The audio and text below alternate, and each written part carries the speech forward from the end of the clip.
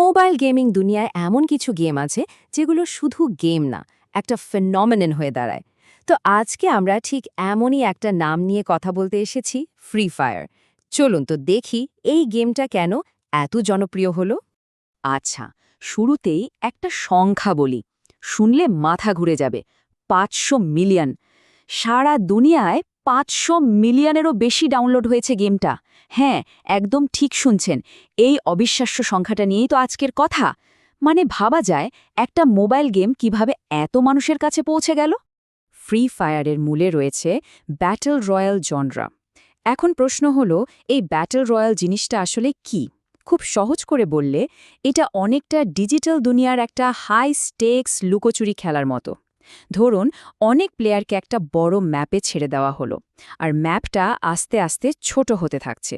আর কাজ একটাই, যেভাবেই হোক শেষ পর্যন্ত টিকে থাকা।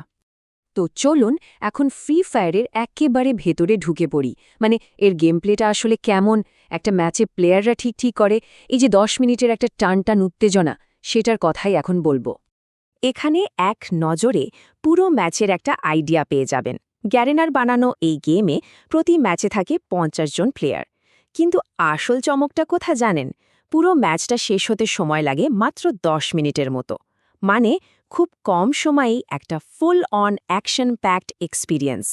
এই গেমে কিন্তু এক মুহূর্ত বসার সময় নেই, সবকিছু খুব ফাস্ট। প্লেয়াররা প্রথমে প্লেন থেকে প্যারাশুট নিয়ে একটা দ্বীপে নামার পরেই দৌড়, মানে তাড়াতাড়ি করে অস্ত্র আর দরকারি জিনিসপত্র খুঁজে বের করতে হবে। আর তারপরই শুরু হয় আসল খেলা, অন্যদের হারানো আর সেফ জোনের মধ্যে থাকা। মোট কথা, প্রতি সেকেন্ডে কুইক ডিসিশন নিতে হবে, না হলেই শেষ। কিন্তু ভাববেন না যে এটা শুধু একটা শুটার গেম। না, একদমই না। এখানে স্ট্র্যাটেজির খেলাটাই আসল। গাড়ি নিয়ে ঝড়ের বেগে এক জায়গা থেকে আরেক জায়গায় যাওয়া যায়, বা ট্রেঞ্চে লুকিয়ে থেকে শত্রুর জন্য ফাঁদ বাঁধা যায়। এমনকি এয়ার স্ট্রাইক থেকে বাঁচা বা পাওয়ারফুল এয়ার ড্রপগুলো দখল করার জন্য কিন্তু মাথা খাটাতে হয়। একটা ম্যাচ জেতা বা হারা, এটাই কিন্তু সব না। ফ্রি ফায়ারের আসল জাদুটা অন্য জায়গায়। এমন অনেক কিছু আছে যা প্লেয়ারদের দিনের পর দিন গেমে আটকে রাখে। আর এখানেই চলে আসে এর পুরো ইকোসিস্টেমের ব্যাপারটা, যা এটাকে শুধু একটা 10 মিনিটের ম্যাচের থেকেও অনেক বড় কিছু বানিয়ে দিয়েছে। ডেভেলপাররা কিন্তু গেমটাকে একদমই বোরিং হতে দেয় না। সবসময় নতুন নতুন জিনিস আসছে। শুধু যে ব্যাটল রয়্যাল মোড আছে তা নয়, ক্ল্যাশ স্কোয়াড আছে, স্পেশাল ইভেন্ট মোড আছে, আর সবচেয়ে মজার ব্যাপার হলো এদের কোলাবোরেশনগুলো। বিভিন্ন ফেমাস অ্যানিমে, সেলিব্রিটি, এমনকি ব্র্যান্ডের সাথেও পার্টনারশিপ করে। যেমন ধরুন, জুজুৎসু কাইসেনের সাথে তাদের যে কোলাবোরেশনটা হলো, সেটা তো দারুণ ব্যাপার ছিল। প্লেয়ারদের ধরে রাখার আরও একটা বড় অস্ত্র হল কাস্টমাইজেশন, মানে নিজের মতো করে সবকিছু সাজিয়ে নেওয়ার সুযোগ। যেমনটা এখানে বলা হয়েছে, অনেক রকমের স্কিন, কস্টিউম আর ইমোটস। প্লেয়াররা তাদের ক্যারেক্টারকে একদম নিজের স্টাইলে সাজাতে পারে। এতে কি হয়, গেমটার সাথে একটা পার্সোনাল কানেকশন তৈরি হয়, আর আকর্ষণটাও বেড়ে যায় বহুগুণ। আচ্ছা, ফ্রি ফায়ারের কিন্তু দুটো ভার্সন আছে। একটা হলো অরিজিনাল ফ্রি ফায়ার, যেটা একদম লাইট ওয়েট, মানে সাধারণ বা একটু পুরনো ফোনেও দিব্যি চলে যায়। আর আরেকটা হলো ফ্রি ফায়ার ম্যাক্স। এটাতে গ্রাফিক্স আর গেম প্লে অনেক বেটার। আর একটা ইন্টারেস্টিং ফ্যাক্ট বলি, 2022-এ ইন্ডিয়াতে যখন অরিজিনাল ভার্সনটা ব্যান হয়ে গেল, তখন তারা সেখানে ম্যাক্স ভার্সনটা নিয়ে আসে।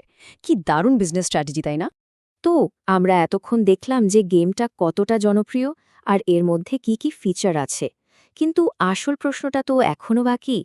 এই যে আকাশ ছোঁয়া জনপ্রিয়তা, এর পেছনের আসল কারণটা কি? কেন এই গেমটা একটা গ্লোবাল ফেনোমেনন হয়ে উঠল? এই চার্টটা দেখলেই ব্যাপারটা পরিষ্কার হয়ে যাবে। দেখুন কোন কোন জায়গায় গেমটা সবচেয়ে বেশি জনপ্রিয়।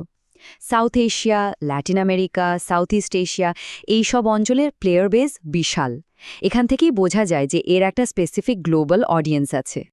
আর এর সাফল্যের সবচেয়ে বড় কারণটা কি জানেন? এইটা, যে ফ্রি ফায়ার প্রায় যে কোনো স্মার্টফোনে চলে। এর ডিজাইনটাই এমন লাইটওয়েট করে বানানো হয়েছে যাতে কারো কাছে দামি ফোন না থাকলেও সে গেমটা আরামসে খেলতে পারে। আর এই অ্যাক্সেসিবিলিটি, মানে সবার কাছে পৌঁছানোর ক্ষমতাটাই, এটাই হলো ফ্রি ফায়ারের আসল সুপার পাওয়ার। তাহলে এতক্ষণ আমরা যা যা নিয়ে কথা বললাম, সবগুলোকে যদি এক জায়গায় আনি তাহলে কি দাঁড়ায়? ফ্রি ফায়ারের এই যে অবিশ্বাস্য সাকসেস, এর পেছনে কিন্তু একটা সলিড ফর্মুলা কাজ করেছে। আর ওই ফর্মুলাটাই একে দুনিয়া জুড়ে কোটি কোটি প্লেয়ারের কাছে নিয়ে গেছে। তাহলে সাকসেসের রেসিপিটা কি? আসলে 3টা মেইন জিনিস। 1. ফাস্ট, মাত্র 10 মিনিটের ম্যাচ, চলার পথে বা ছোট ব্রেকে খেলার জন্য পারফেক্ট। 2.